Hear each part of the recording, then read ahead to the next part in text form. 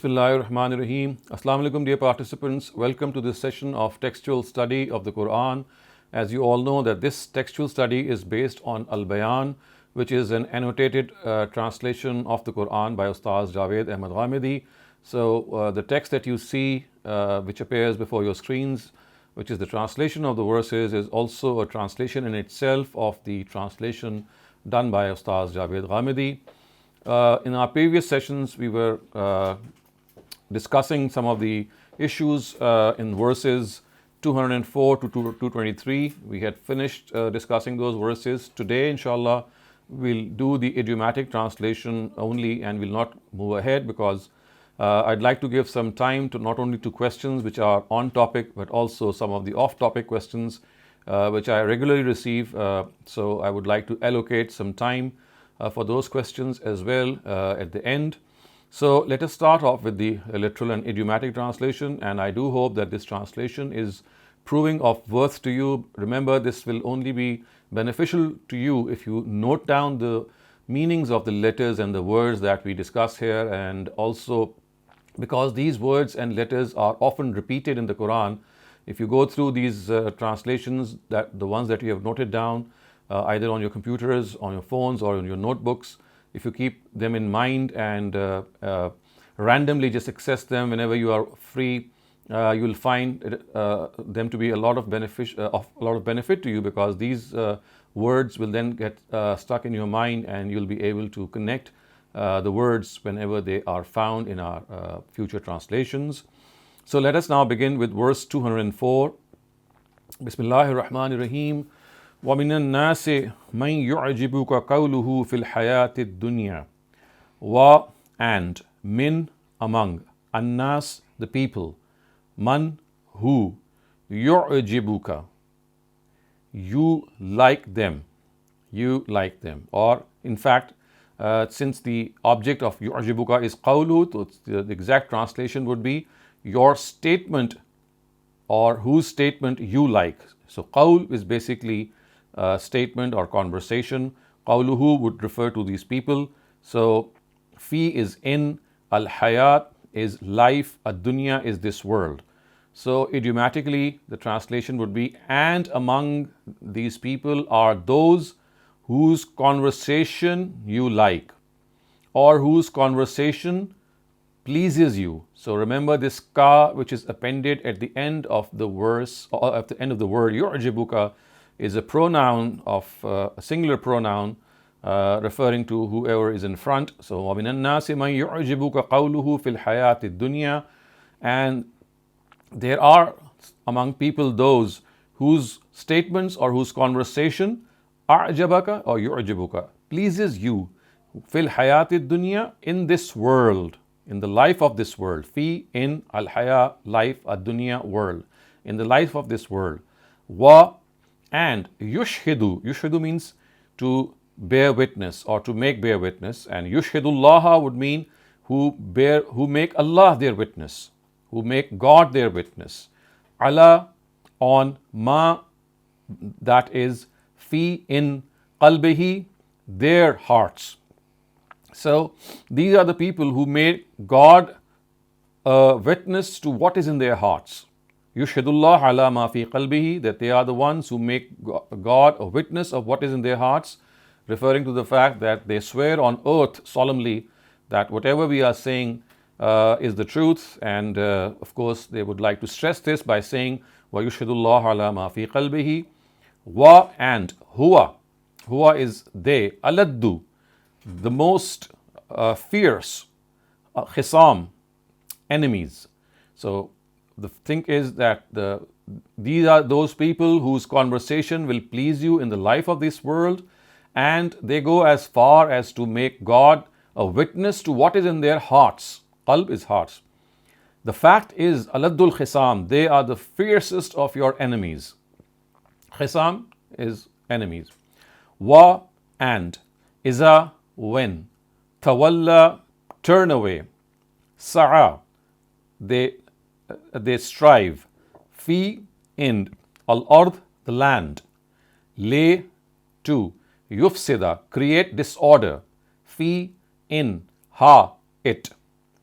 So, وَإِذَا تَوَلَّى سَعَى فِي الْأَرْضِ لِيُفْسِدَ فِيهَا would mean that when they turn away from you, which means that when they leave your presence, sa'a fil ard, they strive in the land. Sa'a, strive. Fi, in. Al ard, the land. Liyufsida fiha, to create disorder in it. Fasad, of course, is something we know. So yufsida means to create, fiha, in it. Wa, and yuhlika, and to destroy. Yuhlika, destroy. Al-hars refers to crops. Wa, and. An-nasl refers to generations. So idiomatically, the translation would be, and when they leave your presence, or when they leave you, they strive in the land to create disorder in it.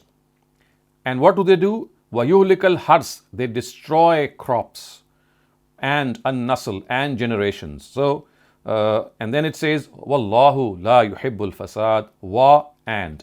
Allahu, God. La, not. Yuhibbu, likes. Al-fasad, disorder. And God does not like disorder. So, what is implied here is that these are the people who make God as their witness.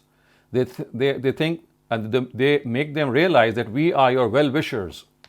And the fact is that they are the fiercest of enemies. And what do? When they say these words in the presence of the Prophet. But when they leave his presence, وَإِذَا تَوَلَّى, when they leave his presence, سَعَى فِي الْأَرْضِ, they strive in the land, لِيُفْسِدَ فِيهَا, to create disorder in it. So they have two faces. They come with one face, and when they are not in the presence of the Prophet, they have another story to tell. So these are basically hypocrites. And what do? When they create disorder in the land, they destroy crops and they destroy generations, which of course refers to their tendency to create altercations, and the result would be that they would end up in fierce battles and wars between tribes. And Wallahu la yuhibbul fasad, whereas God does not like people who create disorder. And in fact, the words here are that God does not like fasad. God does not like disorder. Wa, and. Iza, when. Qila lahu, said to them.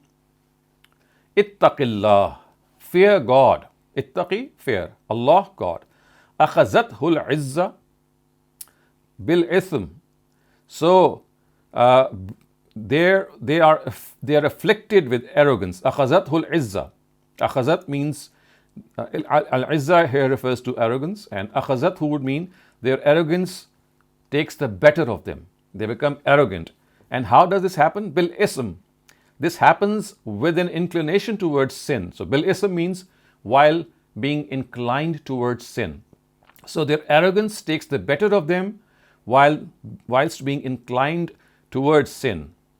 Fahasbuhu. Fahasbuhu means fa is therefore, hasbu is enough, hu for them. So enough is for them. What is enough for them? Jahannam, hellfire. Wa, and. La is a particle of, it's generally used to stress something. So actually the word is bi'sa. So when you have the la appended to bi'sa, it adds stress to bi'sa. So bi'sa means evil. So wala bi'sa would mean very evil. Wala bi'sa, very evil. Al-mihad. Al-mihad is the resting place or the abode. So the idiomatic translation would be, and when it is said to them, fear God. So what are the words which are said to them? Fear God. What happens is that their arrogance takes the better of them with an inclination towards sin. فَحَسْبُهُ, and therefore sufficient for them is hell. فَحَسْبُهُ Jahannam, sufficient for them is hell.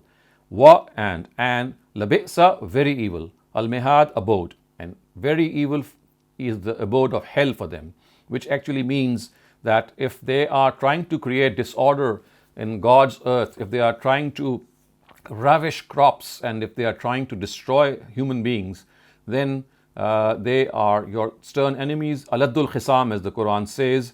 And so therefore, when it is said to them that you have to fear God, so instead of taking heed from these words, instead of saying, yes, we do fear God, they don't actually fear God. What happens is that their arrogance gets the better of them. And with their inclination towards evil, their arrogance gets the better of them, and therefore the warning which is sounded to them is فَحَسْبُهُ جَهَنَّمْ. Therefore, sufficient for them is his hellfire, وَلَبِئْسَ الْمِهَادُ, and it is a very evil abode. And we can see how stern these words are, how harshly they rebuke them, and they tell them that they still have time, they still can mend their ways if they want to, but once they pass through this world, then there is not going to be any respite for them. They will have to face the fire of hell. Wa and minannas, from among people. So notice the similarity between this verse and the previous one, or the one which is previous to the previous one. So that also starts with wa minannas. So verse 204 says wa minannas. And now once again, verse 207 says wa minannas. So again, we now find another category of people. And this is a very common style and feature of the Quran. It refers to a certain category of people, and then in opposition to it, in direct contrast to them, the people who are, of course, righteous in their ways, who are God-fearing, now they are mentioned. So you'll find exactly the same word, وَمِنَ النَّاسِ وَمِنَ النَّاسِ. So there are people who do this, and then on the contrary, there are some other people. What do? That's what we're going to study now. So it says, وَمِنَ النَّاسِ مَن يَشْرِي, wa and min, among, annas, people, man, who, yashri, who give away, who sell, nafsahu, their souls or their lives. In fact, here it actually refers to human life, which means that they put their lives in danger. And what do they do for? Ibtigha'a mardhatillah. Ibtigha, to find. Ibtigha means to find. Mardhat, the pleasure or the will, Allah, of God. So amongst people there are those who give away their lives. And why is that they give away their lives? In order to find God's favor, in order to find God's pleasure. Wallahu ra'ufum bil ibad. Wa and Allahu, God, ra'ufun, compassionate, bil ibad, towards these servants. Ibad is the plural of abd, and abd, of course, is the same as when we speak of the word Abdullah. So Abdullah is a God's slave or God's servant, referring to the fact so that someone who is devoted to God. So Wallahu ra'ufum bil ibad would mean that for such people who put their lives in danger in order to obtain God's will and pleasure, Allah is ra'uf, and Allah is ra'uf for such people, which means that He is very compassionate. He is someone who really cares about such people. And then, Ya ayyuhalladhina amanu. So this is a very famous line of the Quran. It is repeated several times in the Quran. Ya ayyuhalladhina amanu would mean, oh you who believe. Ya ayyuhu would mean, oh allazina who, amanu, believed. So, oh you who have believed. What do you do? Udkhulu fis silmi kaffa. Udkhulu, enter. Fi, in. As-silm, faith. Or better than that, it would be God's submission, because this is the same word from which the word Islam emanates from. So silm and salam and Islam, they refer to submission to God.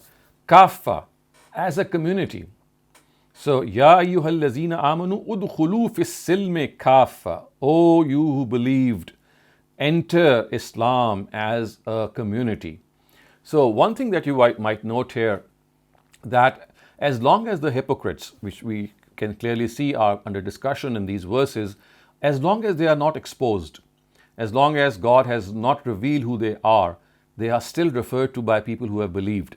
So amanu is actually referring to these hypocrites, these people who are weak of faith. So since God has yet to expose them, and they are found amongst the ranks of the Muslims and the believers, so they are still addressed as believers. And actually they are told that they should not show two attitudes, that some of them should falter and others should obey or come into God's submission. No, as a community they should behave as a single community. So just as their opposites or their opposition or their enemies, they are behaving as a single community.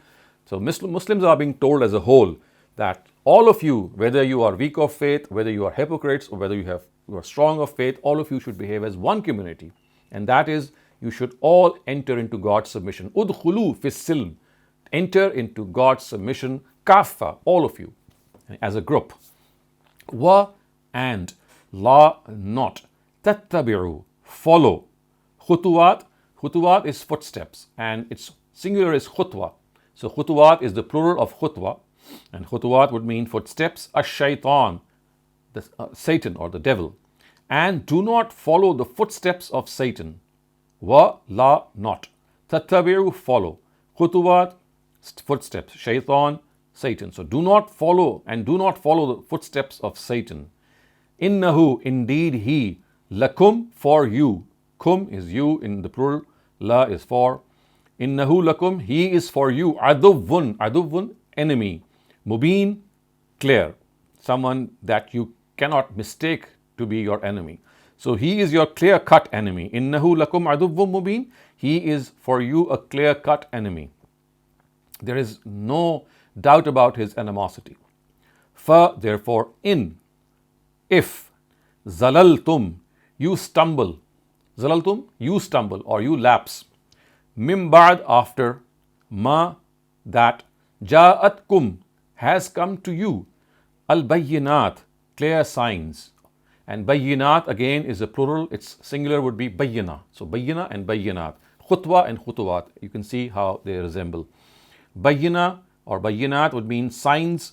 So if you stumble after signs have come to you, Al-Bayyinat, the signs have come to you. Of course, referring here specifically to warnings, because these signs were of the nature of warnings. So the translation you can see is actually of the implication of the word of Al-Bayyinat. These signs literally refer to the warnings that had come to them. So فَإِن زَلَلْتُم مِّن بَعْدِ مَا جَاءَتْكُمُ الْبَيِّنَاتِ, if you stumble even after Bayyinat have come to you, جَاءَتْكُم, have come to you, even after these clear signs have come to you, فَعْلَمُوا, so therefore you should know, Anna, that, Allah, God, Azizun, powerful, Hakim, wise. So once you stumble, so even if you stumble after these clear signs have come to you, or these clear warnings have come to you in the form of the Quran, فَعْلَمُوا أَنَّ اللَّهَ عَزِيزٌ Hakim, you should know that God is mighty and powerful, and He is also wise. Referring to the fact that if you persist in your disobedience and this behavior and this misconduct, then God is powerful.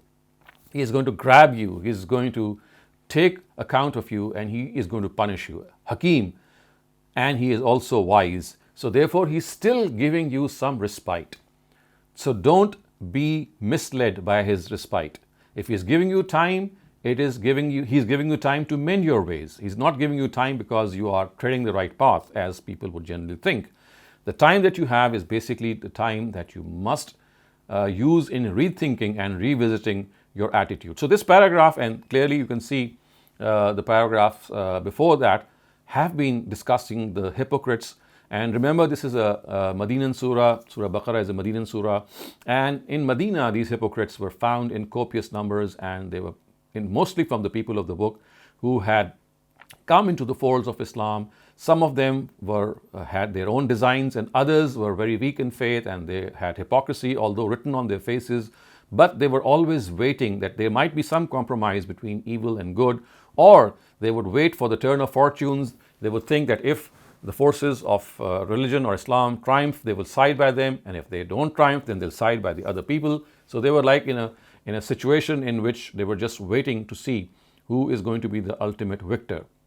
So it is to such people that the Quran has said that if once these warnings have come to you, once these signs have come to you, even after this you commit to the same attitude, then you should know that Anna Allah Azizun Hakim, that He is powerful, He's going to take account of you, and at the same time He's still giving you some time so that you can think over your evil ways.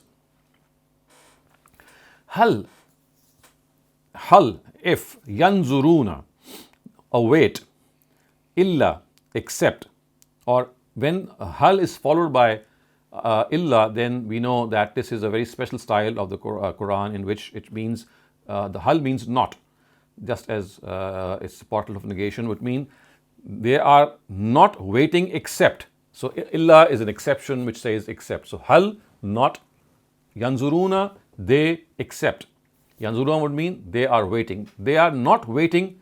What are they not waiting? They are not waiting except what is now mentioned after that. And that is that ya'tiyahum, comes to them, Allah, God, fi, in, zulal.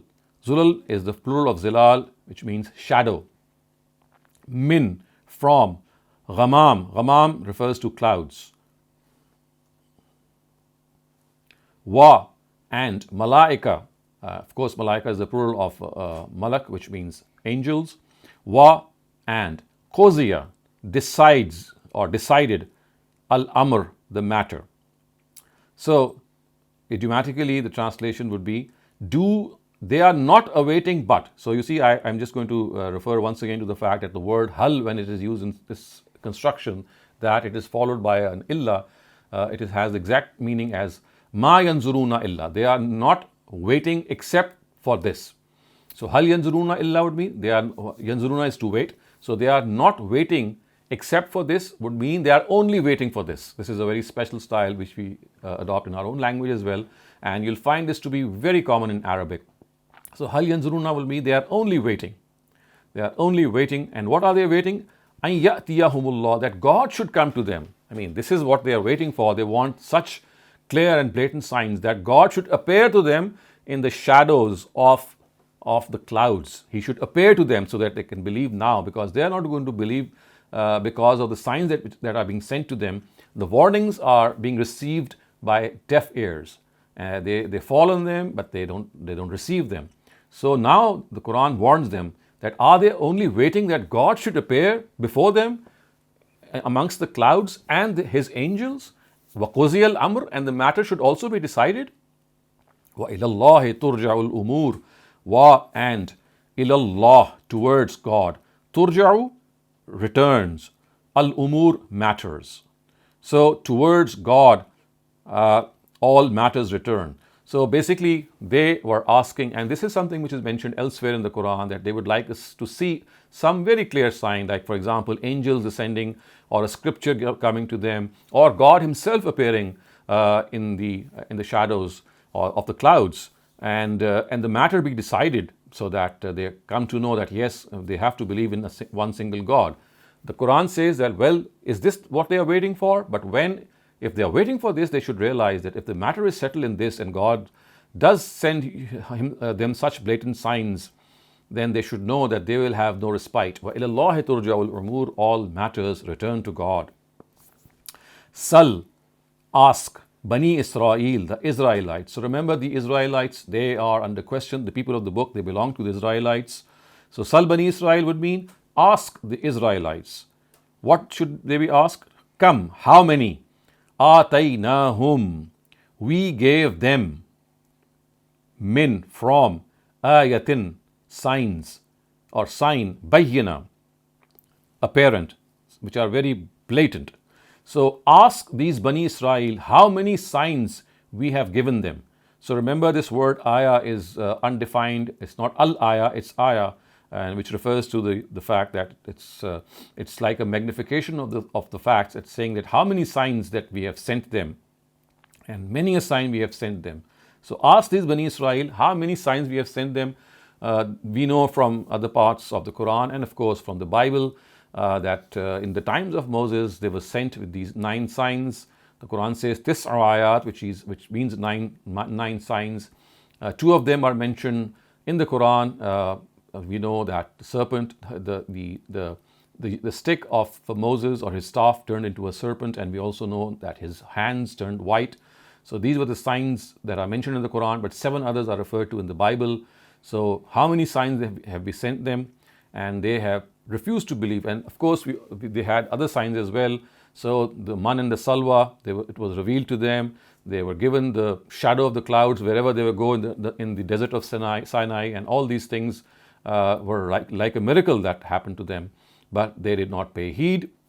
And so it is said, وَمَنْ يُبَدِّلْ نِعْمَةَ اللَّهِ, wa, and man, who, yubaddil, changes, ni'mat Allah, God's favor. Ni'mah is favor. Ni'matullah, God's favor. Min ba'd is after. Ma ja'athu, it has come to them. So, وَمَن يُبَدِّلْ, and those who change, in fact, let me just retranslate this part. It says, وَمَن يُبَدِّلْ نِعْمَةَ اللَّهِ مِن بَعْدِ مَا جَاءَتْهُ, wa, and man, he, yubaddil, changes, نِعْمَةَ اللَّهِ, God's favor, min ba'd, after, ma ja'athu, it has come to them. فَإِنَّ اللَّهَ شَدِيدُ الْعِقَابِ, therefore, indeed, God is shadid, is stern, iqab, retribution.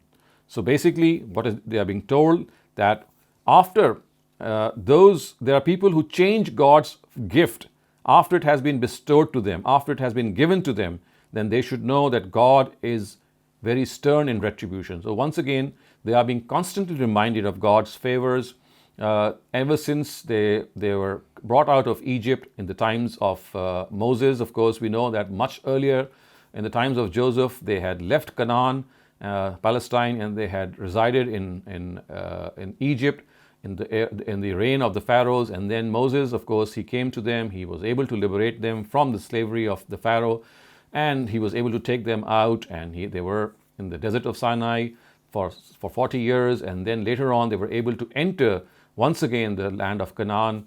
And once again, they were able to find favor with God. We know that much in his own times, Solomon, who lived about approximately 450 years after Moses, he was able to construct for them the first temple, Solomon's temple.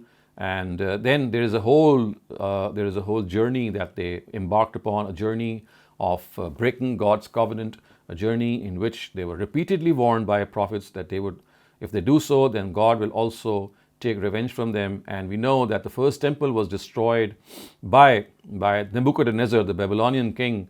And then once again, they were set free by Cyrus the Great, the Persian emperor. They were allowed to go back and build the temple a second time.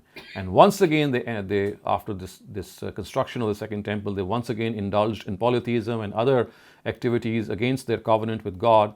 And this time they were destroyed once again. The temple was destroyed once again in 70 AD by Titus, who was a Roman emperor.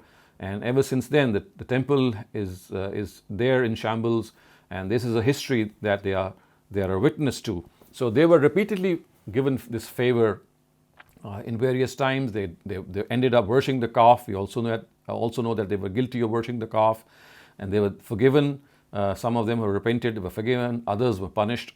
So, I mean, it was like a checkered history that they went through, and every time that God showed them favor, they disobeyed them, until the last time when they attempted to crucify the last of the Israelite prophets, who was Jesus, and then their fate was permanently sealed, and their responsibility of bearing witness to the truth was confiscated from them, and it was given to the Ishmaelites. So this is the history that we can see replete in Surah Baqarah. You'll find some of the parts in Surah Al-Imran as well, and some of the other surahs, because this is like a warning being sounded to the newly institutioned Muslim Ummah, that remember, these are some of the pitfalls which your predecessors suffered, and you must not repeat them. So this is a history that we have to understand. This is something which is especially an eye-opener for the Muslim Ummah, for the believers, that they must not stumble in the way their predecessors stumbled. So before going any further, if you have any questions regarding what we have translated until now, please raise them. You can raise your hand or type them in the chat. Ruhi Rasul, please go ahead. Ruhi Rasul. Walaikum salam. Sir, I haven't understood the meaning of a word which is man yashri nafsahu ibtigha. This word nafsahu ibtigha, what I have already read is that its root words are from baghi, that is they are taken from the word bagawat. So how would... No, that is not correct. That is not correct. The word ibtigha, when it comes in the ifti'al category, it means to find, to search. Yabtaghuna min fadlillah is a very common expression of the Quran that you'll find in many surahs, which says that seeking God's fazl, seeking God's blessings. And here it means ibtigha'a mardatillah, seeking God's pleasure. So ibtigha is not from baghi when it comes in the iftial category. You need to look up the dictionary once again. Shaban Ansari, please go ahead. अस्सलाम वालेकुम Waikum assalam. Doctor साहब, ये इसमें जो है उदखुलू फिस्सिल्मी काफा जो है, इसमें हम लोग जब इसका तर्जुमा पढ़ते थे तो हमें ये पढ़ाया जाता था कि इस्लाम में पूरे के पूरे दाखिल हो जाओ, यानी पूरे इस्लाम को फॉलो करो। तो क्या आप कह रहे हैं ना कि ये मुख्तलिफ कई जगह पे ये आयत आई हुई है, तो ये अपने कॉन्टेक्स्ट के हिसाब से आई होती है ना, जो उसका कॉन्टेक्स्ट है। तो इसमें जो है वो ये है कि एज अ कम्युनिटी दाखिल हो जाओ, मतलब मुनाफिकीन की तरफ Right. ये कहा जाता है, इसमें Yes, ये मतलब so- नहीं लिया। Yes, this verse is often wrongly translated, and people think that what it says to us is that you should not completely enter into Islam and not believe part of Islam and part of which is not Islam. So this is not what the verse is telling us, and the reason for this translation is the word kaffa. So the kaffa is actually emphasizing the whole community, I mean, which is in front, and they are being told that you should behave as one community, just as your enemy is behaving like one community. So they are prepared to fight you single-handedly as a unit. You should also become a single unit. So all of you should adhere. So basically, it is telling every person, including the munafiqun, including people weak of faith, that your submission should be as a community. All of you should adhere strongly to Islam. This is what is being stressed here, and not that what is generally understood, that a few people are, people are being told that you should not have this pick and choose policy about religion, that you accept something and you don't accept the other, and therefore you are being told that you should accept all of it. So basically the stress is not picking and choosing parts of Islam. The stress is that as a community all of you should behave as one. अच्छा, मतलब ये कि मुनाफिकीन को ये कहा जा रहा है कि तुम इस्लाम के अंदर एज अ कम्युनिटी दाखिल हो जाओ, बजाय इसके कि तुम आधे इधर और Yes. आधे उधर। Yes, ये मतलब yes. है इसका। Yes, all of the Muslims have to behave as a single unit, including hypocrites. Right? Yes, sir. Saleem. Sir, my question is that from a reading of today's verses and also previous verses, it seems that the Israelis were really very leniently treated by God, because they've been forgiven time and time and time again. And the feeling that they have that they are the chosen people is not misplaced. What was the reason for God giving them so much latitude in everything that they did? So you see, basically the Almighty had chosen them for a particular purpose, and that was that they were given the land of Palestine, which is called the land of Canaan in the earliest scriptures, and they were given this land so they could organize themselves in this land as a nation, and then come out of that land and deliver the truth to the rest of the people, or all peoples of the world. So this was the plan of the Almighty. And for this, of course, when you have to create a nation and you have to train that nation, it's not a question of a few years. So they were given hundreds of years. So remember, Moses came after about 500 years from Abraham. So it was only after, in his time, that the Torah was revealed and they were organized as a community. So from Abraham to Moses, the time elapsed, which of 5 centuries, of course, was a time in which they were being trained and instructed and being created as a nation. And remember, it was before Moses that when they had entered the land of Egypt in the times of Joseph or Prophet Yusuf, they had been enslaved when the Pharaoh started to feel that they are a threat to his own kingdom. So this was a time in which they were forced into slavery, and only in the time of Moses were they able to come out. So you have to count their time after Moses. So after Moses to Solomon again is about 500 years, and they are given this chance once again. But remember, they ended up in calf worship. And then between Moses and Jesus, we have several prophets being sent. And every time the prophet was sent to them, they would give them that signal that yes, we will follow and abide by God's promises, and they would do so for some time, and then once again they would be led away. So time and again they were given this opportunity, because it's like God telling them that you were given this opportunity, not just one single prophet among you, but as a nation you are being given this opportunity.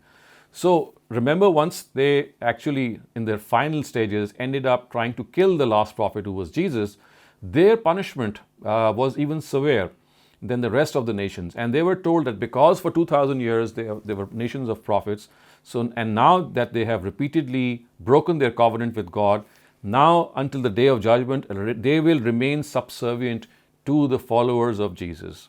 And they will be kicked out from one place or another. They will gather at one place, try to build their community there, and then once again they'll be just flushed out of that place. And if you look at their history, ever since Jesus' departure, you'll find that one after the other, right up till now, you can even see the last time that they were punished was in the Holocaust by Hitler, as you can see, that God's own plan was that until they accept this, the Messiah, of course, was Jesus in his own times, and then later Muhammad, their fate will be the same, that because of being chosen for his whole responsibility, and in spite of continuously flouting this responsibility, being given the chance time and again, they ended up losing up their chances. And then the severity of punishment should also be looked upon the fact that because of the fact that they were given this chance every time that they repented,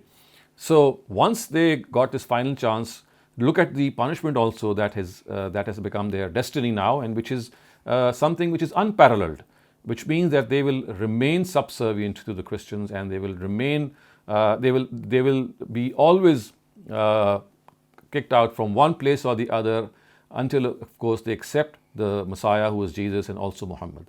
So I think this is commensurate with the punishment, is commensurate with the opportunity that they got. And the opportunity, of course, was the reason that God wanted them as a nation to deliver his message to other nations of the world. And this was the scheme which, of course, they never fulfilled. And therefore also we should know that with the advent of Muhammad sallallahu alaihi wasallam in the land of Arabia, the responsibility from them was taken away and transferred to them.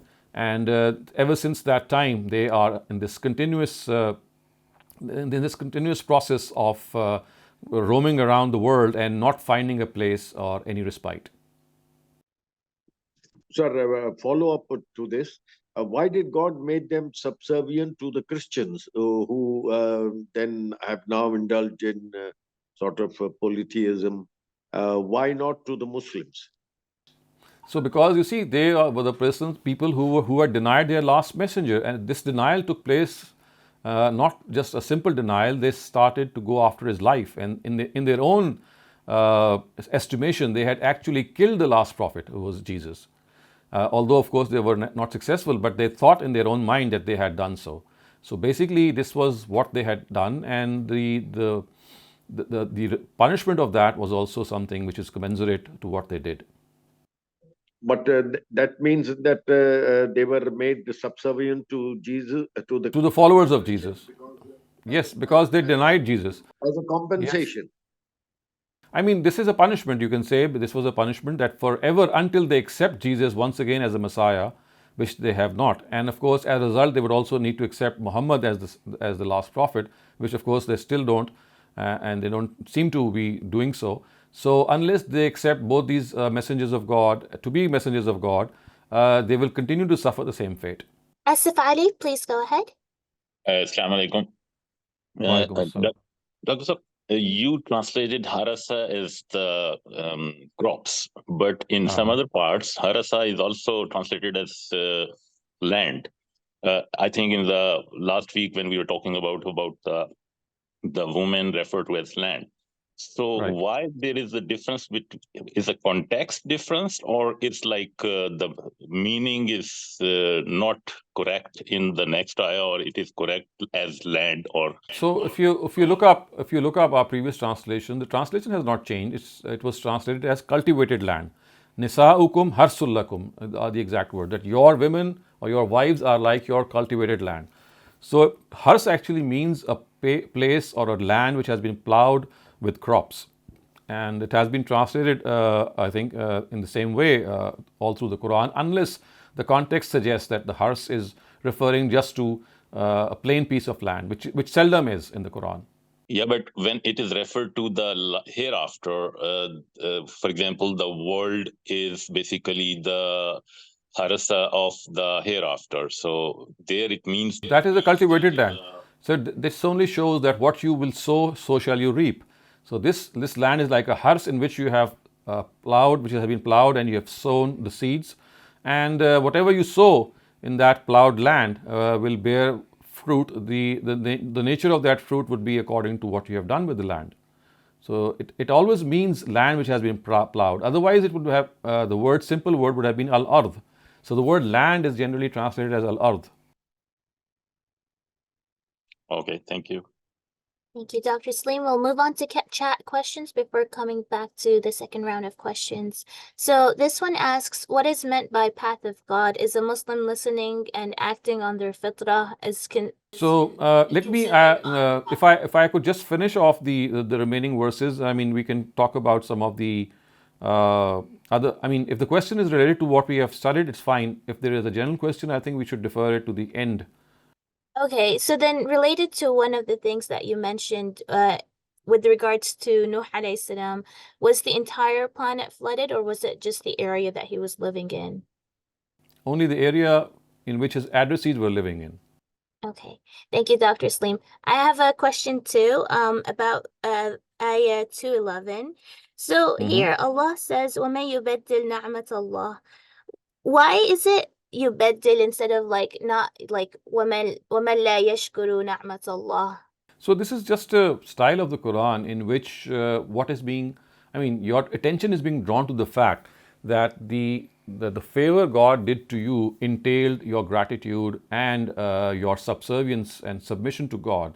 But instead of taking it to be a God's favor, they ended up making it something which is going to punish them. So they actually switched the implication, or switched God's will regarding them. He wanted to give them favor, He wanted to give them comfort, but instead of deriving that comfort by those submissive attitudes, they actually changed this God given favor, and ended up actually facing His wrath. So this is pertaining specifically to the ayat, like the miracles that He showed, right? It's particularly to some of the favors which were shown to the Israelites, and of course these miracles were part of them. But other than that, God was very, very. I mean, if you study the Torah, if you study the Old Testament, time and again they showed this blemish, and time and again God showed them favor. He forgave them. He actually once again. I mean, it's like a new prophet coming. And that new prophet giving them new life, a new lease of life. It was accepted by them. And then once again, when it started off, they were led away. So it's like a checkered history that they continuously pass through. Thank you, Dr. Saleem. Ruhi Rasul, please go ahead. Ji, Assalamu alaikum, Dr. Sahab. I have just found the word. It's the last part of 204, line 204. Wahuwa aladul khisam. So what's the meaning of aladdu here? Aladdu is fierce, the most fierce. Fierce. So Khisam is enemy. See, they are your fiercest of enemies, most deadliest of your enemies. Okay, sir. Thank you. Thank you. Shaban Ansari, please go ahead. आपने इसमें फसाद का मतलब जो बताया disorder, तो मैंने कहीं और फसाद का मीनिंग इसमें करप्शन पढ़ा था, तो क्या करप्शन इससे डिसऑर्डर से मैच करता है या disorder he? Actually, the literal meaning is anarchy. Disorder means to create a situation in which you go against the life, wealth, and honor of people, and create a law and order situation. So the word fasad, if you look at its usages in the Quran, yufsiduna fil ard, you will realize that it actually refers to people when they create a law and order situation in which the life, honor, and wealth of people is not safe, and as a result, it is put to danger, and people lose their wealth, they lose their honor, they lose their property. So this is like a state of anarchy. So basically, it's anarchy which is called disorder here. So corruption is I would not say it does correct justice or true justice to the word. Corruption only means that there is some form of disorder. So if you translate the whole verse so that it can portray the complete meaning, I would either translate the word fasad as anarchy or as disorder. जी, यहाँ पर ये ज्यादा सही लग रहा है मुझे, disorder वैसे. Thank you. Thank you, Dr. Saleem. That was it for all the questions for now. Okay, so now let's move on to verse 212. So it says, Zuyyina lillazina kafaru. So Zuyyina means decked or made adorned, to adorn something, to embellish something. Lillazina for those, kafaru who have disbelieved. Al hayatud dunya, the life of this world. So grammatically we will translate this as the life of this world has been embellished for the disbelievers. The life of this world has been embellished, has been made attractive. So zinat is something that we know in our own language as well. So zuyyina is from precisely the same root, which means to deck something, to beautify something. So this world, this life of this world has been beautified, has been embellished for those who have disbelieved. Wa and yaskharuna min.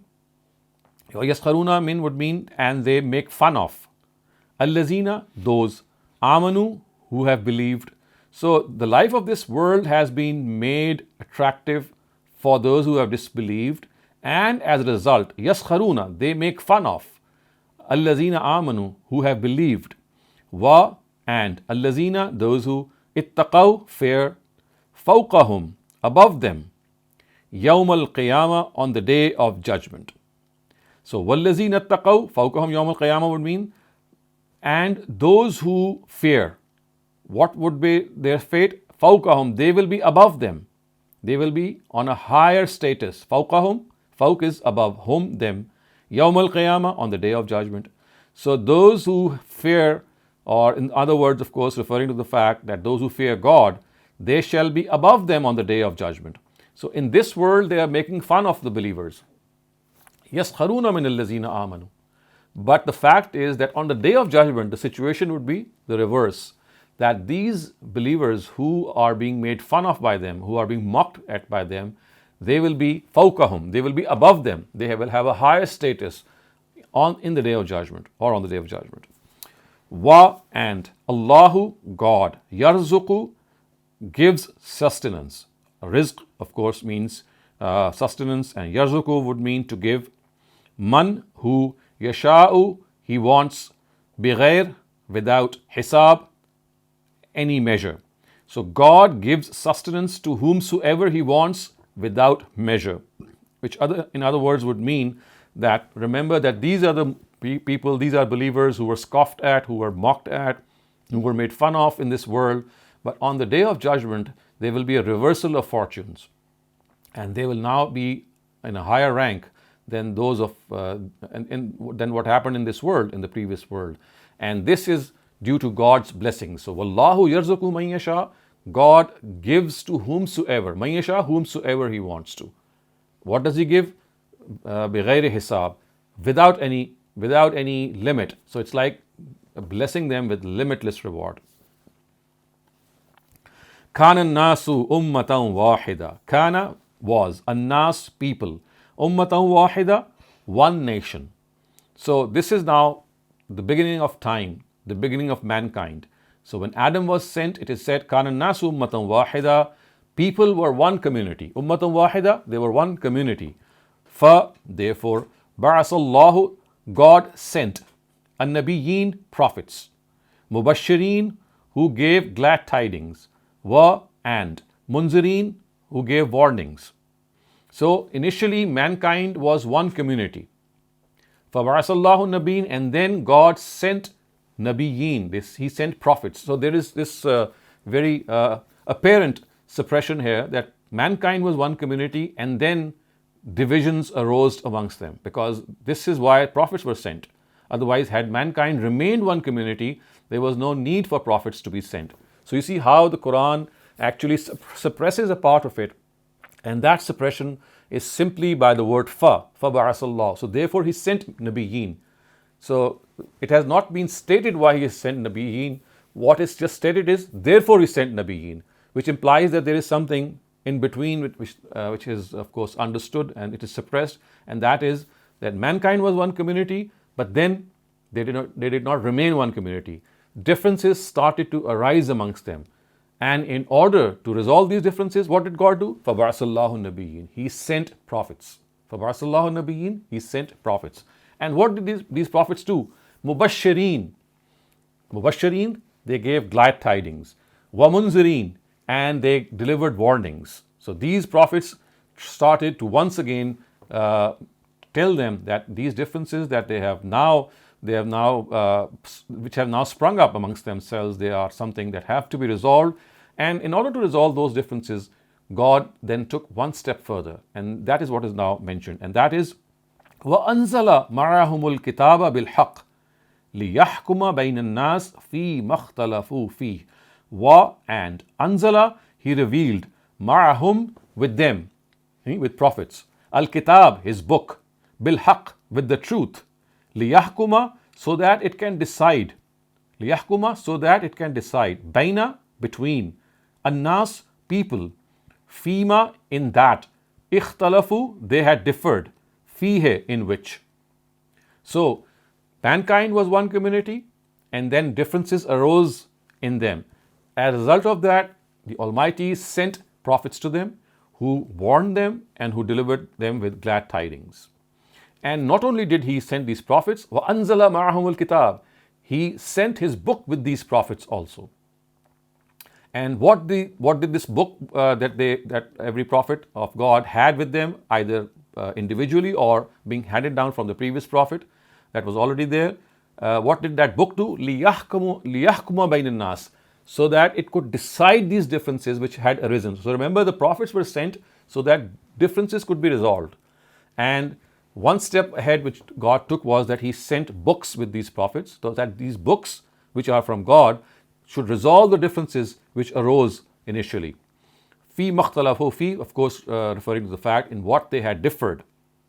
And again, this is of course something which is related to religion. So differences of opinion which are being mentioned here are not those general differences of opinion which arise amongst people. These differences relate to religious questions, like for example, God and monotheism, and the fact that they had made Jesus son of God, or we know that Azra was made the son of God by the Jews, and there were a lot of polemical debates between the believers and the non-believers about the nature of God, about His being, about His existence. So all these questions, when they had arisen, God took a step further and He sent down His books who would resolve these matters which had arisen between them regarding religion. And then look what it has said. Wa makhtalafa fihe, wa and ma not. Ikhtalafa, they differed. Fihe, in it. Illa, except. Allazina, those who. Utuhu, were given. Mimbad, after. Ma ja'at humul bayyinat, came to them clear signs. So you have seen that this expression has occurred earlier as well. Ma ja'atumul bayyinat would mean after signs had come to them. Baghyam bainahum, because of malice for one another. Bainahum, between one another. So the whole implication is that He sent down with these prophets His books with the truth, bil haq, with the truth, so that these books could decide between people in what they had differed. And they did not differ except it was people to whom it was given, only they differed. And when they did differ, mim ba'di ma ja'athumul bayyinat, after bayyinat had come to them, ja'athum, had come to them, bayyinat, clear signs. And what was the reason of this difference? Baghyam bainahum, rebellion and malice amongst one another. And then what happened? Fahadallahu allazina amanu, therefore hada, gave guidance. Allah, God. Allazina, those who. Amanu, believed. Lima, in which. Ikhtalafu, they differed. Fihe, in which. Minal haq, from the truth. Bi'iznihi, with His permission, with His grace. So, fahadallahu allazina amanu, then those who believed, God guided them. Hadallahu, God guided those who believed. And what did He do so? Limakhtalafu fihi, He guided them about that in which they had differed. Min al haqqi bi iznihi, about the truth in which they were differing. So God guided the believers regarding the truth in which they had differed, bi iznihi, with His permission. So in other words, when these books were sent, of course these books did not help those who were bent upon disbelieving. It helped only those who wanted this help, and God guided these believers as a result, and they were able to resolve these differences, as the Quran says, لِمَا اخْتَلَفُوا فِيهِ مِنَ الْحَقِّ, that God guided them by His grace about the truth in which they were differing. Or bi'iznihi would mean from His permission or from His grace in the truth that they were differing, God guided them. Wallahu, and God, Yahdi, gives guidance, man yasha, to whomsoever He wants. Man, who, yasha, He wants, ila, towards, sirat, path, mustaqim, straight, and God guides whomsoever He wants towards the straight path. Man, who, yasha, He wants, ila, towards, sirat, path, mustaqim, straight, and God guides people to the straight path whomsoever He wants. Again, we have discussed this, that whenever it is said that God does this, man yasha, to whomsoever He would like to, it actually refers to a law that people who want to be guided, they are guided. So it should not mean that God guides someone or misguides people out of His own whim or of His own decision. No, this is not the case. It is repeatedly said in the Quran that people who would like guidance, they are guided by God. And when it is said that He does so, so here the stress is that no one can stop Him. He has the power to guide people when they are thirsty for guidance. And no intercession and none of their idols can stop God from implementing His will. So this is basically an expression of God doing absolutely what He wants, but that absolutely what He wants is always governed by His law, and that is He guides those who would like to be guided. Is or hasib, or do you, hasibtum, you think, or do you think, an, that, tadkhulu, you shall enter, al-jannah, paradise, wa, and lamma, not as yet, ya'tikum, has come to you, masal, that which have existed earlier or of the same example as, allazina, those, khalau, which passed, who lived before, min qablikum, before you. So it is said here that, do you think, hasibtum, do you think, an tadkhulul jannata, that you will enter paradise? Walamma, whereas, ya'tikum, lamma means whereas not, ya'tikum, come to you, what came to those before you. So masalul lazina khalaw min qablikum would mean something of the same sort which occurred or which happened to those before you. So basically it is being said that, well, if you feel this punishment, or you feel these adverse circumstances to be going against you, paradise is not an easy affair. If you have to enter paradise, then you have to bear these and tolerate these trying circumstances. And remember, this is something which came to your predecessors also.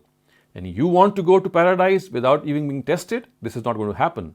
Hasibatum an tadkhulul jannah walamma ya'tikum, and you think that you are going to enter paradise, whereas those adversities which befell your predecessors have not befallen you. Is this what going to happen? No, that's not going to happen like that. You are going to be tested and tried as well, like your predecessors.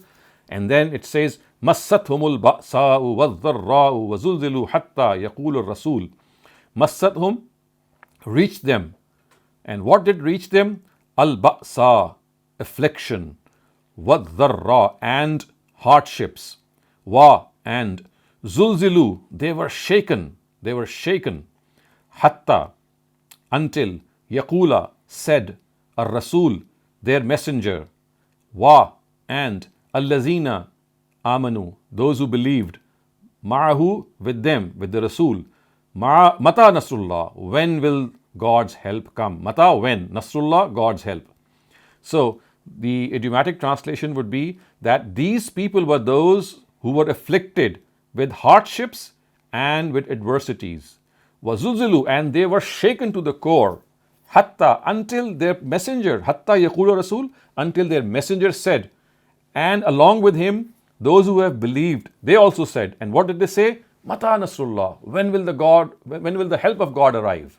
Mata nasrullah, when will the help of God arrive? So this actually refers to the consternation and the severe situation which they passed through. Once again, this is like a lesson being told to them that you think that it is easy to enter paradise, whereas people before you, they were shaken and jolted, and such was this suffering and their ordeal that their own messenger said, Mata Nasrullah, when will the help of God arrive? Which means that they were really pushed to the limit. And then the answer was given to them, Allah, inna nasrallahi qareeb. Allah, beware. Inna, indeed. Nasrallah, God's help. Nasrullah, God's help. Qareeb is near. So like this is the answer which they got from God, that now that they have been shaken and jolted and put to intense difficulty, and now that they have asked God's help, remember this is the time that when God always tells you that He does not punish people, or He does not test people beyond their capacity. So therefore, when something is going to go beyond your capacity and you're going to ask for God's help, then that help is bound to arrive. So therefore, the immediate answer is Allah, Nasrullah, Inna Nasrullahi Qareeb, that God's help is Qareeb. It is at hand, it is near. Yas'alunaka maza yunfiqun. Yas'alunaka, they ask you, referring to the Prophet. So these people weak in faith ask you. And what do they ask you? Maza yunfiqun. Ma, what? Za, that. Maza is actually mahaza. What is that? Yunfiqun, they should spend. What is this that they could spend? So za is this. Or in other words, idiomatically we can translate it as, they ask you what should they spend. Yunfiqun. Qul. So the Almighty is telling the Prophet, Qul, tell them, Ma anfaqtum min khairin. Ma anfaqtum, whatever you have spent. Min, from, khairin, wealth. So remember, the word khair is also used for wealth in the Quran. So whatever wealth you spend, fa lil walidain. Fa, therefore, lil walidain, it is for the parents. Wa, and al aqrabin, for the kinsfolk. Wa, and al yatama, for the orphans. Yatama, as you know, is the plural of yatim. Wal masakin, and the poor. Masakin is the plural of miskin. Wabin sabil, and the traveler. So it is being told to them that they ask you that what should they spend. So tell them, Kul ma anfaqtum, that whatever wealth you spend is for your parents and for your kinsfolk and for the orphans and for the poor and for the travelers. So remember, in those times, travelers, they would go from one place to another, and they were in very this traveling would be often in trying circumstances. There were no caravans. Generally, at times they were looted. At times they would enter a city, and there would be no places that they could really live, and they were left at the mercy of the inhabitants of those cities. So they would become, they would really be put to the test. So therefore, they are also being mentioned that you should spend on these travelers as well. And then it is said, وَمَا تَفْعَلُوا مِنْ خَيْرٍ فَإِنَّ اللَّهَ بِهِ عَلِيمٌ. Wa, and ma taf'alu, you do, min khairin, from among your wealth. فَإِنَّ اللَّهَ بِهِ عَلِيمٌ. Therefore, inna, indeed, Allah, God, bihi, about it, alim, knowledgeable. So whatever you spend or whatever you do with your wealth, وَمَا تَفْعَلُوا مِنْ خَيْرٍ فَإِنَّ اللَّهَ بِهِ عَلِيمٌ. God is fully aware of it. It shall not go unnoticed. God is fully aware of it. So remember, whatever good you do, whatever spending you do, whether it is in front of people, whether it is hidden, it's not hidden from God's eyes. So He is going to reward you. For inna Allah bihi alim actually refers to the fact that when He knows what you have done, so your spending is not going to go waste. He shall reward you. For inna Allah bihi alim, because He has knowledge of what you have spent. Kutiba alaykumul qitalu wa huwa kurhul lakum. Kutiba, it has been written. Alaykum, on you. Al-qital, warfare. Wa, and. Huwa, it. Kurhulla, kurhun is something that you dislike. Lakum, for you. Wa huwa kurhul lakum, that you dislike. So warfare has been written for you. Wa huwa kurhul lakum, whereas you dislike it. You have karahat for it. Wa huwa kurhul lakum. Wa, and. Asa, it may be. an that, takrahu, you dislike, shay'an, something, wa, and huwa, it, khairun lakum, it is better for you, wa, and asa, it may well be, an that, tuhibbu, you like, shay'an, something, wa, and huwa, it, sharrul lakum, evil for you, wa, and Allah, God, ya'lamu, knows, wa, and antum, you, la, not, ta'lamun, no. So this is a very important verse of the Quran, although it occurs in the context of qital or warfare. So once again, these hypocrites are being told that warfare or battle has been ordained for you, because now there is no other chance left, that these people of the Quraysh, they are not going to listen. So therefore warfare has become inevitable. And the fact is, وَهُوَ كُرْهٌ لَكُمْ, that you dislike it. And now this beautiful principle statement is given, although it is given in this context, but the words are that you may like something, or in fact the words are you may dislike something and it is better for you, and you may like something and it is not good for you. Wallahu ya'lamu wa antum la ta'lamun. God knows and you do not know. So this is like a very general guidance which is given to people here, that remember, you might not like something, but the fact is that it's going to be better for you, and you might dislike something, but it's going to be good for you. So God is telling them the like and dislike, or the things that they face at times, the choices they have to make might not be the ones that they like. But remember, at times good things lead to evil consequences, and evil things lead to good consequences. And what do we need to do? Wallahu ya'lamu wa antum la ta'lamun.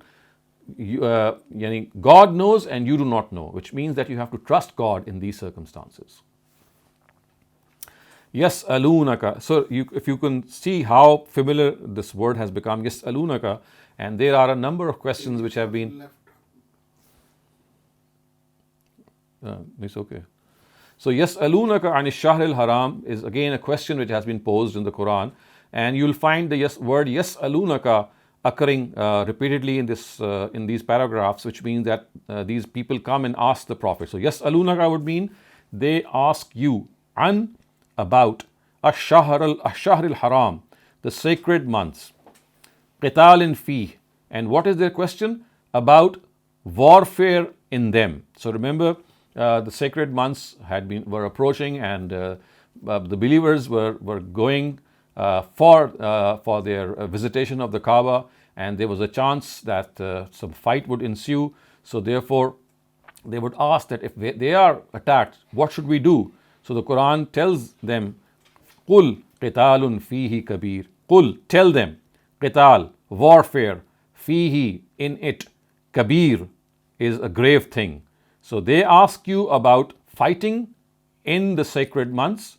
Tell them that fighting in these sacred months is kabir, it is something grave. And equally grave is saddun an sabilillah. Saddun, stop. An, from, sabilillah, God's path. So equally grave is stopping people from the path of God. Because remember, the Quraysh would have not allowed them to visit the house of God. So it is said that stopping people from the house of God is even more grave. Wa kufrum bihi, and disbelieving in it. Wal masjidil haram.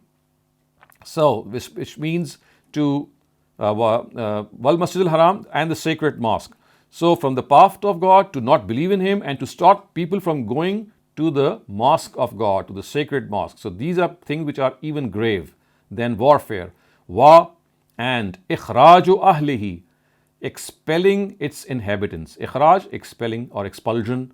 Ahlihi, its inhabitants, referring of course to the people who were living there. So expelling its inhabitants, minhu, from it, akbaru, more grave, in the law, to God. So it is said that warfare in this month is a very grave thing. But to impede others or to stop others from the path of God, saddun an sabilillah, wa kufrum bihi, and disbelief in God, and wal masjidil haram. So basically it's stopping people from going to the masjid al-haram, or the sacred mosque, and turning out its inhabitants from there is even more grave in the sight of God. And then those sublime words occur, wal fitnatu akbaru bil qatl. Wal fitna, Wa and fitna here refers to persecution. And persecution akbaru, graver, min from al-qatl, warfare. So it's said that persecution or forcing people to give up religion is far more grave than warfare itself. Wa and la. La yazalun is actually one word. They will continue. Yuqatilunakum, to fight with you. Hatta, until. Yaruddukum, they are able to turn you. An, from. Dinikum, your religion. So they will continue to fight with you until they are able to turn you away from your religion. Wala yazalun, they will continue. Yuqatilunakum, to fight with you. Hatta, until. Yaruddukum, they can turn you. An dinikum, from your religion. In istata'u, if they are able to. In, if istata'u, they are able to. Wa and man, he. Yartadid, turns away. Minkum, from among you. An dinihi, from his religion. So he who turns away from his religion, fayamut, and dies in this state, wahuwa kafir, and he is a disbeliever. Fa'ulaika, so they, habitat a'maluhum, their deeds will go waste. A'mal is the plural of amal. Habitat means go waste. Fa'ulaika habitat a'maluhum, their deeds will go waste. Fit dunya, in this world. Wa and al-akhirah, in the hereafter. Wa and ulaika, they. Ashabun nar, they are the companions of the fire. Hum, they. Fiha, in it. Khalidun, forever. They'll remain in it forever. Inna, indeed. Allazina, they who. Amanu, professed faith. Wa and allazina, they who. Hajaru, migrated. Wa and jahadu, fought. Fi, in the way. Sabilillah, in the way of God. Ulaika, they. Yarjuna, expect. Rahmatullah, God's mercy. Wa and Allah, God. Ghafoor, forgiving. Rahim, merciful. So idiomatically it would be that if you just connect it to the previous words, it says that a person who turns away from his religion, وَمَن يَرْتَدِدْ مِنْكُمْ, so a person, he amongst you who turned away from his religion and he died in this state of disbelief, he died while he was a kafir. The Quran says, فَأُولَٰئِكَ حَبِتَتْ أَعْمَالُهُمْ, then their a'mal, their deeds will go waste. Habita, they'll be destroyed. They'll go waste. Fit dunya, in this world. Wa, and in the hereafter also. So they will not bear any fruit. Wa ulaika ashabun nar, and these are the people who are the companions of hell. So ashab is the plural of sahib. So sahib, of course, here refers to dweller or a person who dwells in the fire. Hum fiha khalidun, and they will remain in it. Fiha, in the fire. Fiha, in it. Khalidun, forever. And then it is said that indeed those who believed and those who migrated and those who waged war in the way of God, fi sabilillah, in the way of God, what will happen to them? Ulaika yarjuna rahmatullah, they are the ones who should expect God's mercy, who should hope for God's mercy. Wallahu, and God, Ghafurur Rahim, forgiving and merciful. So I'm going to stop here. Inshallah, we'll complete the remaining part of the translation of these remaining verses in our next session. In the remaining time, if you have any questions regarding the text that we have covered today or any off-topic question, we'll take those as well. Thank you, Dr. Saleem. Shaban Ansari, please go ahead. Doctor साहब यहाँ जो है था कि कानन नास उम्मतुन वाहिदतुन, तो उसमें ये अल्लाह ताला उस जमाने की बात कर रहे हैं जब हजरत आदम अलैहिस्सलाम के आने के बाद शुरू का जमाना था, जब अभी अंबिया आने नहीं शुरू हुए थे, तो ये उस वक्त के टाइम। राइट। और ये जो अम हसिब तुम अन तदखुलुल जन्नता वाली बात है, ये वही वीक इन फेथ है या ये वो हैं Hippocrates? Right, both of them, the hypocrites and the weak in faith, because there is just a very slight difference amongst them. So they are being addressed here. In fact, the words yas'alunaka, if you look at the context of all these verses, these questions are also posed by these hypocrites and by these people who are weak of faith. जी। और ये जो इर्तिदाद की जो बात हो रही है यहाँ पर कि जो मुर्तद होते हैं अपने दीन से, तो मतलब ये कि वो जानते बूझते दीन को छोड़ते हैं ना, Of course, तो yes. उनकी सजा तो दुनिया में तो उनकी कोई सजा नहीं बताई अल्लाह ताला ने, यहाँ तो There is no punishment. Yeah, तो हम it's हमारे stated यहाँ there. क्यों ये रखी है सजा? So we have, I mean, I've tried to clarify this a number of times that the punishment of apostasy or irtidad is a addition in the Islamic Penal Code which has absolutely no basis. It related to the mushrikun of the times of the Prophet himself, and about them it was said that if they change their faith, then their worldly punishment would be that they'll be put to death, because for the mushrikun, if you would recall, for them they had to either accept faith or die. So if any one of them professed faith and then reverted back to their state of disbelief, it was for them that it was said. So in this particular verse, it is being said that their deeds will bear no fruit in this world or in the hereafter. And actually, when it is said that their deeds will not bear any fruit in this world, it actually refers to the fact that in this world, none of their good deeds will avail them, will be of benefit to them. In fact, they will suffer the punishment of death as well in this world. So basically, the punishment of apostasy is not an eternal punishment. It was a punishment meant for the idolaters of Mecca who had professed faith, because for them it was essential to profess faith, because they were fully convinced of the fact that God is one, and out of their own stubbornness, they did not accept Him. So about them it was said that if they accept faith and then go back to their original state of disbelief, then they will be awarded this death punishment. So that apostasy, or the apostasy which is mentioned in the Quran, refers to actually these idolaters and not to anyone else. क्योंकि रसूल की मौजूदगी में इत्माम हुज्जत हो चुका होता है, इस वजह से Right. उनकी सजा होती है कि उनको फिर कत्ल किया जाए, लेकिन आज Right. तो जाहिर है इत्माम हुज्जत वाली भी बात Obviously. नहीं है आज। So this is not a punishment at all. I mean, as I said, it is an erroneous addition to our Islamic Penal Code. There is no such, punishment, at least in this world. If people are free to choose. We know from the Quran the words are man sha'a falyu'min, man sha'a falyakfur. People want, they can profess faith, and people want, they can profess disbelief. So it's entirely to their own personal choice. Yes, they will be taken into account by God in the hereafter, but there is no punishment for them in this world. क्योंकि अगर ऐसी सजा होने लगी तो फिर वो जो खुदा की चॉइस है कि फ्रीडम ऑफ चॉइस हो, वो तो फिर खत्म हो जाता है। Okay, thank you very much. Muhammad Qasim, please go ahead. अस्सलाम वालेकुम सर। वालेकुम अस्सलाम। सर, एक ऑफ टॉपिक क्वेश्चन है। मैंने एक रबाई को बोलते हुए सुना था कि the idol worshippers don't have the right to live. तो मेरा सवाल ये है कि जिस तरह से इस्लाम में एक मिसअंडरस्टैंडिंग है कि जहाँ कहीं शिर्क कुफ्र या इर्तिदाद होगा तो उसकी सज़ा मौत है और ये हमें नाफिज करने का हक है, तो क्या ये यहूदियों के अंदर भी इसी तरह का कुछ मिसअंडरस्टैंडिंग है? Yes, I think they are from this. I mean, they have the same misunderstanding. At least some of them, they think that idol worship, or people who in any way indulge in polytheism. So remember, these Jews are also not monolithic. They are not homogeneous. I mean, they are not of the same view. All of them, there are some differences as well. But I think the orthodox among them, the traditional Jews, they have the same concept that yes, disbelief or polytheism is something which is punishable by death. So, Dr. Saleem, we have a question in the chat that asks, when it comes to the deeds of the one who left Islam, I have heard that this means that they're gone forever. And then I've also heard that is until they return back to Islam. What is the correct answer?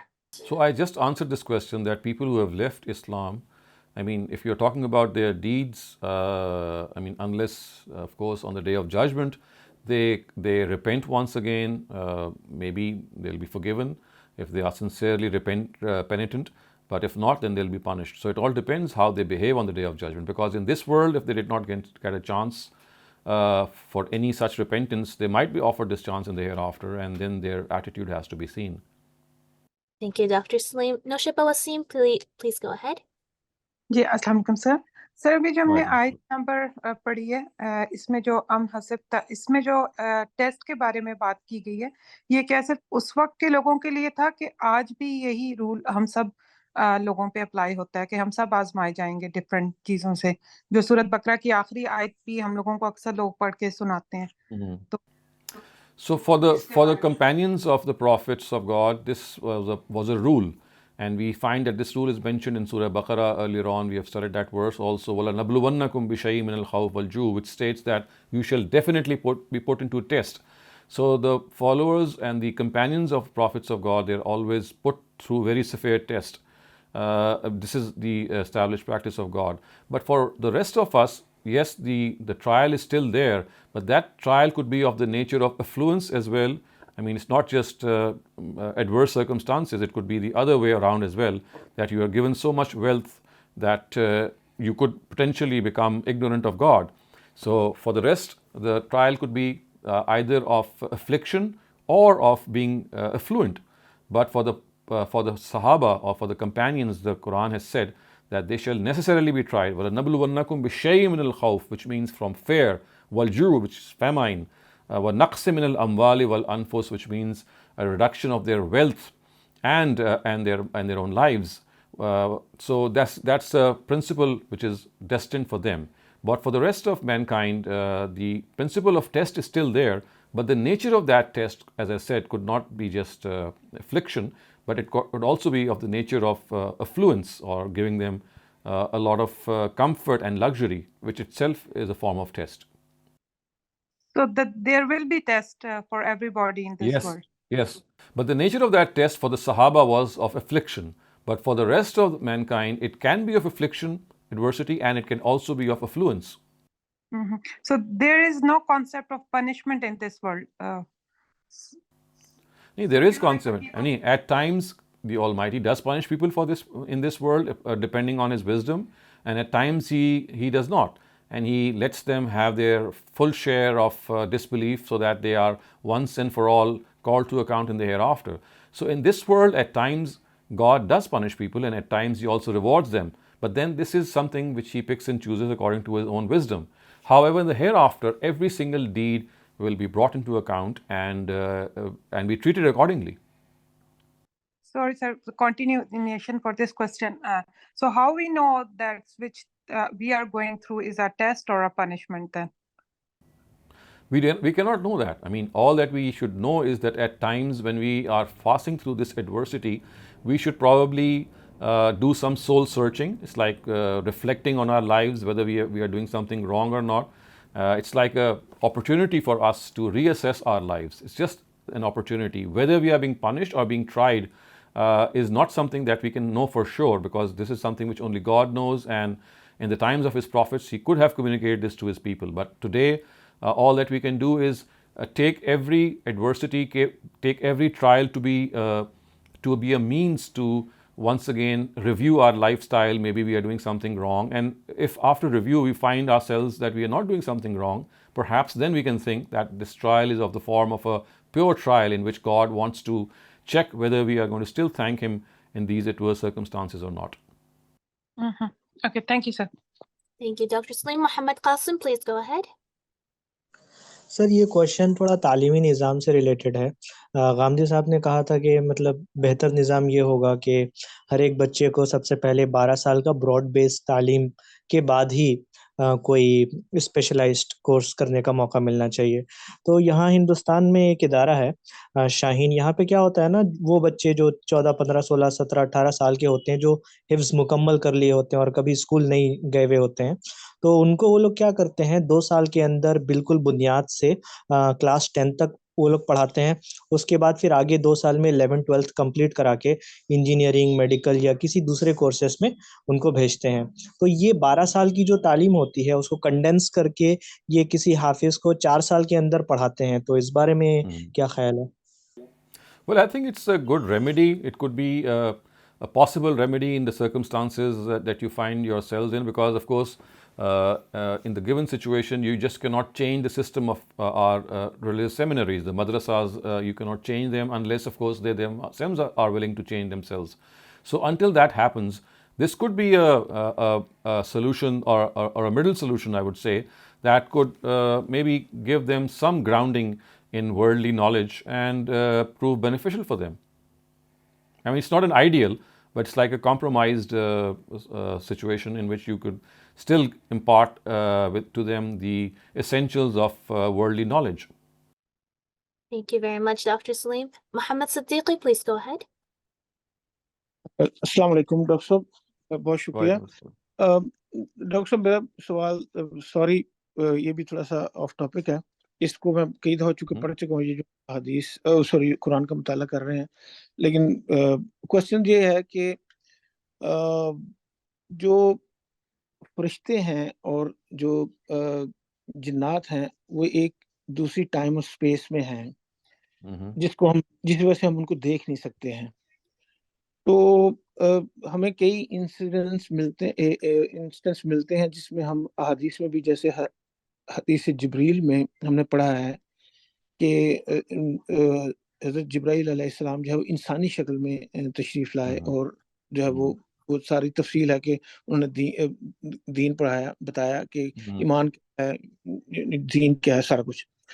तो मेरा question ये है कि उस वक़्त फिर बाद में सहाबा कराम ने भी उनको देखा इंसानी शक्ल में, और फिर क्वेश्चन जब रसूल पाक सल्लल्लाहु अलैहि वसल्लम ने बताया कि ये जो है वो जिब्राईल अलैहिस्सलाम थे जो आपको दीन की तालीम देने के लिए आए थे।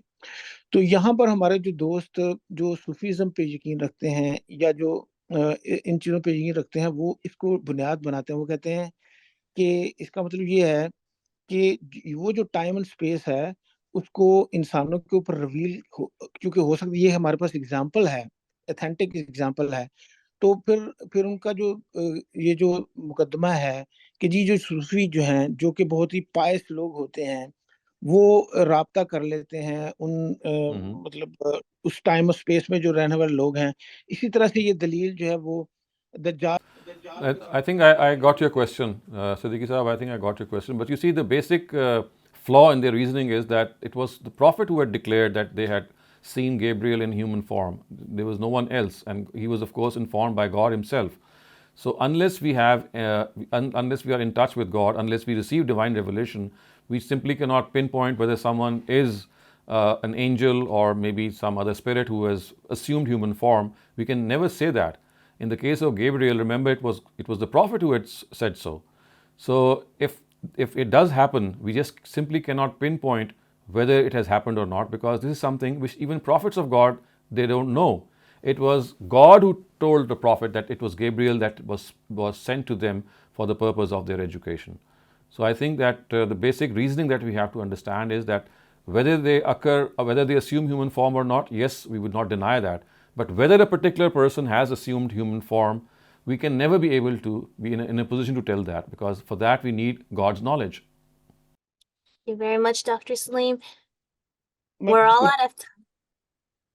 Did you want to follow up? We have like another minute. Just 1 minute, sir. I'm sorry. तो लेकिन देखिए इस वाक़े में भी इनफैक्ट वाक़या तो एग्जिस्ट हुआ ना, मतलब Right. So we don't deny that. You see, the denial is not that they cannot assume human form.